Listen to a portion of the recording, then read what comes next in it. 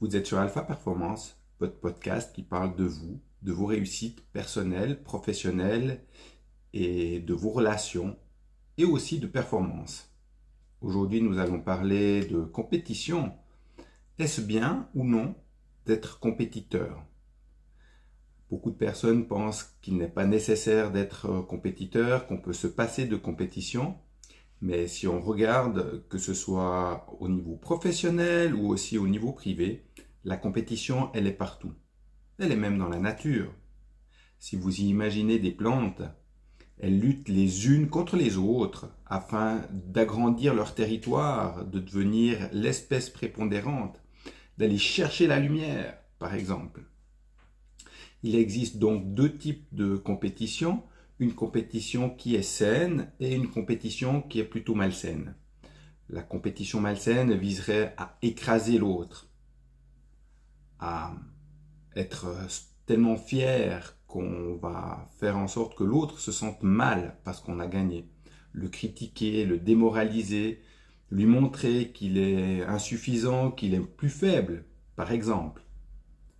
Tandis que le compétiteur sain va avoir une idée de compétition pour gagner, pour lui-même, oui, sans avoir besoin d'exprimer cet ego, cette façon d'être ou de se sentir supérieur. Le grand compétiteur est aussi capable de reconnaître sa défaite, de voir dans l'autre, dans son adversaire, en fait un partenaire de vie qui lui permet de s'améliorer, qui lui permet de devenir meilleur. Et laissez-moi vous expliquer la petite histoire du week-end. J'ai fait du sprint avec mon fils, 13 ans, et j'ai été tellement fier qu'il me batte. Jamais j'aurais imaginé qu'à cet âge-là, il soit capable de courir plus rapidement que moi. Je suis un compétiteur, je lâche rien. Je ne l'ai absolument pas laissé gagner parce que c'est une mauvaise leçon, même pour un enfant, de laisser gagner. Il a à apprendre. Et je vous laisse imaginer sa fierté de se dire purée, j'ai battu papa. Dans cet exercice-là, ma réaction a été ah, mince, ça m'énerve.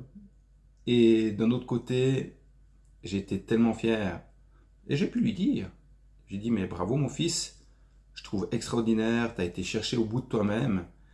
Et cette saine compétition, elle m'a permis de devenir meilleur parce que j'ai été chercher au fond de moi-même pour le battre, pour tenter de le battre. J'ai pas réussi, c'est pas un problème, mais surtout, je lui ai permis à lui de devenir meilleur. Je lui ai permis de s'améliorer et l'un et l'autre, en se poussant de façon saine, on s'améliore, on devient meilleur. Si j'avais été seul, j'aurais pas été aussi rapide que le fait qu'il soit là, qu'il soit présent et qu'il me pousse à devenir meilleur. Un alpha est vraiment capable de voir, de reconnaître dans ces situations l'occasion de permettre à d'autres personnes de grandir.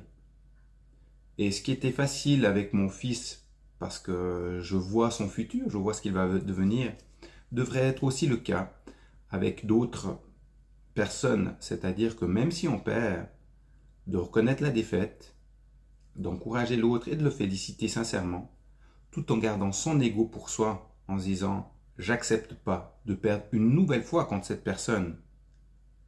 Mais il a sincèrement gagné, quelles que soient les conditions, j'ai dû faire une erreur et c'est pour ça que j'ai perdu. Je vous remercie pour votre attention, je vous souhaite une excellente journée et vous pouvez nous suivre avec Clémentina Godwin qui participe aussi à ce podcast en cliquant sous le lien ci-dessous. Merci pour votre attention.